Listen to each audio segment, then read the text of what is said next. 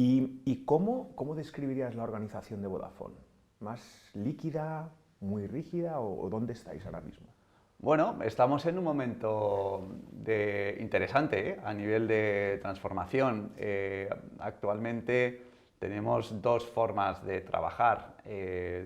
Los equipos de digital trabajamos con metodología Agile, y los otros equipos trabajan de la forma que venían haciéndolo, ¿no? Con mucho éxito durante los últimos 30 años. ¿Qué vemos? Pues efectivamente, en entornos donde hay tantos cambios y es tan convulso, quizás pues esas estructuras más líquidas, como puede ser una estructura Agile, tienen grandes ventajas, ¿no? Sobre todo a nivel de adaptación del cambio. Y yo creo que es un poco la dirección a la que vamos. ¿Por qué? ¿Por qué lo digo? Porque lo que estamos viendo es que efectivamente esas prácticas Agile se están expandiendo al resto de la organización, que es la mejor señal, ¿no?, que podemos tener de que es el camino a seguir. Y no es un tema de imposición, es un tema pues, que equipos han visto de alguna forma cómo se han resuelto cosas trabajando en metodología Agile, y lo que están haciendo es levantar la mano y decir, oye, yo tengo este reto, creo que la mejor forma de solucionarlo es haciéndolo a través de Agile. O sea que poco a poco, por convencimiento, porque creemos que funciona, estamos yendo a ese tipo de estructura. En el caso de Google, yo creo que nacisteis líquidos, ¿no? Bueno, pero fíjate que como estamos obsesionados por el dato, algo que hemos implementado y que la verdad nos está funcionando muy bien, bueno, los OKRs, ¿no?, que Sí. conoces, ¿no?, que son esos objetivos que definen muy bien cuáles son los goals que tienes que ejecutar y alcanzar en un trimestre. Lo que hemos hecho es ser súper exigentes en cuanto a cada objetivo, quién es el que lidera y quién es el que colabora. De tal manera que ante cualquier tipo de objetivo está siempre claramente diferenciado la persona que al final le vamos a pedir que rinda cuentas versus las personas que van a colaborar. Es verdad que en muchos casos hay objetivos que son de grupo, pero ¿quién es la persona? ¿Qué es lo que ha permitido? Pues que en esta estructura matricial, cuando la gente hablaba de roles y responsabilidades, pero ¿de quién? Al final tiene que haber una persona. Cuéntame, ¿cuál es vuestra visión del liderazgo? ¿Cómo veis el liderazgo, especialmente en los últimos tiempos? Pues mira, es cierto que de cuando trabajamos juntos a ahora, esto está cambiando muchísimo, porque el liderazgo que realmente ahora mismo se valora es un liderazgo auténtico. Auténtico en el sentido que cuando estemos en la oficina, una persona o un líder está en la oficina versus su vida personal, no hay tanta diferencia y que se permita traer el verdadero yo, él o ella, a la oficina. Que sea una persona que le apasione la ambición de seguir aprendiendo, que sea humilde, pero que sea honesto, claro y transparente. O sea, en ese sentido, desde un punto de vista de lo que hablabas del feedback, aplicamos mucho la tecnología de Radical Candor, que es ser empático, pero al mismo tiempo ser claro. O sea, hay veces que hay que tomar decisiones duras como manager y eso no quita para que seamos muy claros. Y una vez más, como decía antes, el explicar clarísimamente y gestionar muy bien las expectativas. Yo creo que eso es fundamental de un líder. ¿Desde qué punto de vista? Pues que no pasa absolutamente nada si hay a un puesto en el que se te asigna de nuevo un cierto rol y no lo sabes. ¿Cuáles las dos posibilidades que tienes a la hora de afrontarlo? Bien como, es que no tengo ni idea, o qué maravilla y qué oportunidad que me puedo seguir aprendiendo y puedo seguir formándome. Al mismo tiempo que lo que también hacemos es que en general la gente sea ambiciosa desde un punto de vista de, oye, a la hora de abordar un problema, no tanto en el monitorizar si voy a hacer un 99, un 100, un 101, sino cómo poder inspirar, cómo poder arrastrar y cómo poder trabajar de tal manera que tú tengas esa capacidad de involucrar, pero por motivación a tu equipo. Y es un poco donde yo creo que estamos, hemos evolucionado bastante, queda mucho, pero así es como nos gustaría y estamos intentando trabajar para tener los líderes del futuro.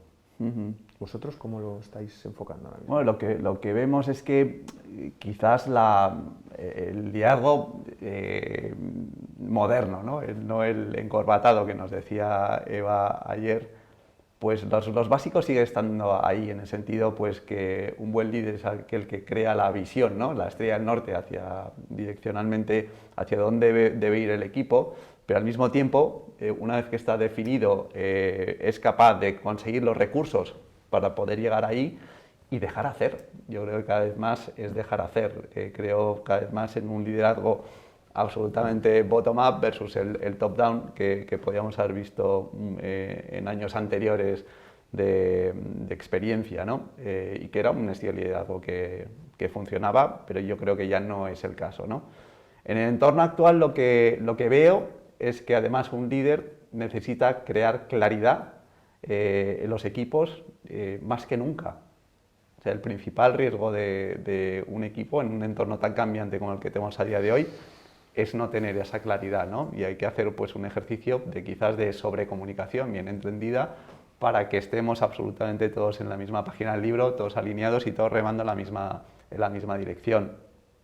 Y luego lo que veo es también un líder con cada vez más capacidad de inteligencia emocional. Empatía, ¿no? Ese lado auténtico del líder que estabas mencionando se demuestra, yo creo, que en esos momentos, ¿no? donde claramente sabes perfectamente dónde están tus equipos y qué es lo que pueden necesitar, cómo sacar lo mejor de ellos y hacerles crecer, porque es lo que te va a hacer a ti crecer también, ¿no?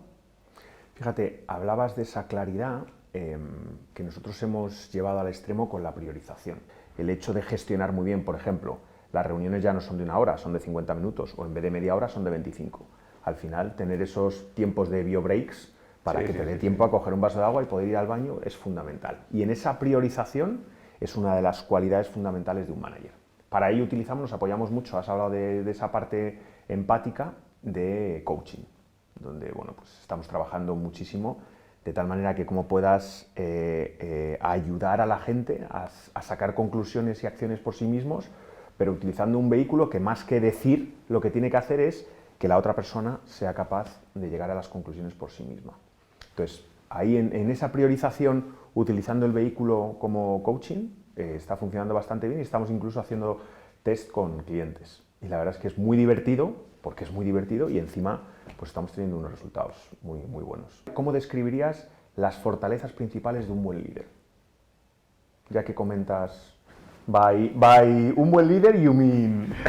Pues yo creo un poco lo que he tocado, ¿no? Antes, el que crea esa visión a largo plazo, el que es capaz y además la crea de manera no autónoma, sino co-crea esa visión con el equipo, que creo que es la mejor forma de poder hacerlo.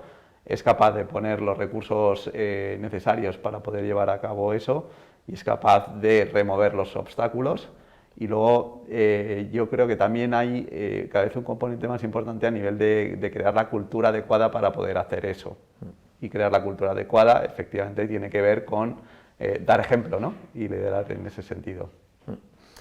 En ese punto que comentabas del liderar por el ejemplo, nosotros, o sea, al final si yo no doy ejemplo desde un punto de vista de como organización y como manager, de que realmente estoy teniendo un buen balance, de que estoy priorizando determinadas cosas respecto a otras, de que cuando digo que hay que ayudar a los clientes, no veo a los clientes en pintura, ¿qué ejemplo voy a dar? ¿Cómo voy a llegar a motivar, a convencer y a que cuando yo hablo se me crea? O sea, una cosa es que pueda ser la gente más o menos junior, pero la gente no es tonta. Entonces, si tú estás, como decías tú al principio, creando esa visión al mismo tiempo que eres capaz de acompañar cuando hay un problema, bajar al barro, ayudar, hacer coaching, hacer crecer y hacer un challenge, pero siempre en un entorno seguro. Que la gente cuando se vaya a caer, la agarres y digas, cuidado. El estar ahí en esos momentos yo creo que es una de las claves que marca la diferencia. Y esa es yo creo que una de las claves del liderazgo del futuro. ¿Cómo casa esto ahora? ¿El online, el offline?